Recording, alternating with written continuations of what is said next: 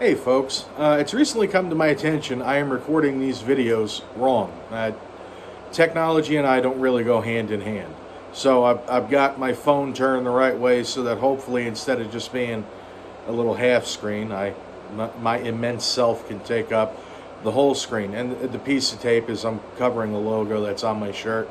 It's a company that may not necessarily want to be involved in what I'm saying. Not that I'm saying anything horrible or controversial. It's nice to get companies' permission, and I didn't. It's my shirt. But anyway, so what I want to talk to you about is the media.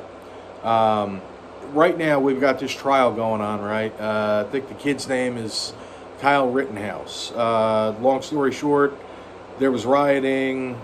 The kid goes across state lines. I mean, it's the next town over, like 17 miles away.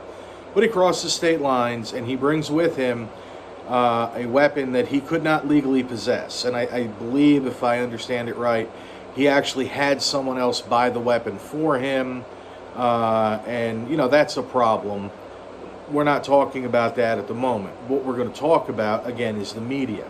So the media is painting a very vivid picture. Your CNN, MSNBC, and all those, ABC News, they're all painting a picture that this kid is, a rabid killer. He was looking forward to this. He'd been talking about it. And other news sources are painting a different picture. They're, this kid had no choice, and it was a bad situation that he was put in.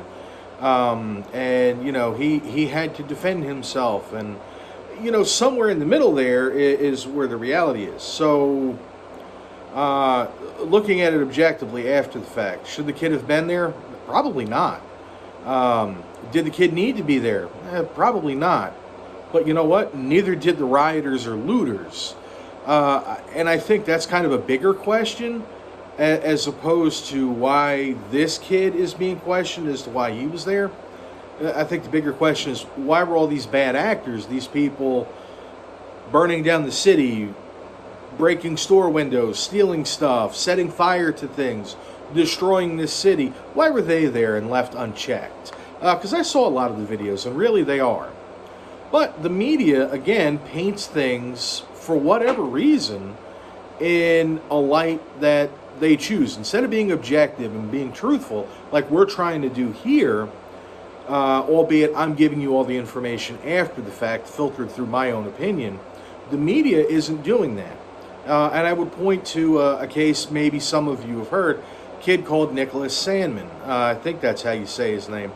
Young guy. He was at the March for Life rally a couple of years ago, and he's wearing one of those red hats with the white red hats, white writing. You all know what they are, what they say, right? Supported our former president. So the kid's standing there, and he's got some kind of sign, I think. I honestly don't even remember. But another guy comes along, and he's like beating this drum, right in the kid's face. And I mean, he's like right here, and he's being very aggressive towards the kid. And the kid just kind of stands there and takes it. And he smiles, and my God, the media just vilifies this kid.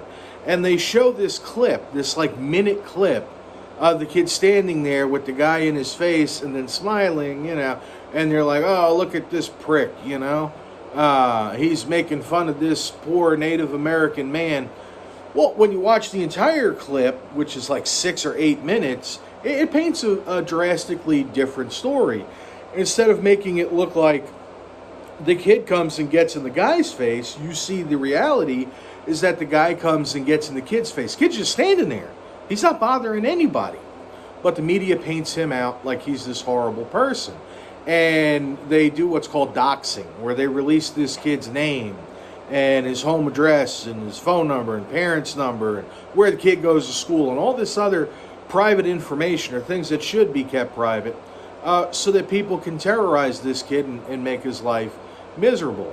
Well, the kid ends up, his family hires an attorney, and they sue CNN and MSNBC and a few other places, one of the major newspapers, and the kid ends up winning it's undisclosed amount, but tens of millions of dollars because they ruined this kid's reputation based upon lies.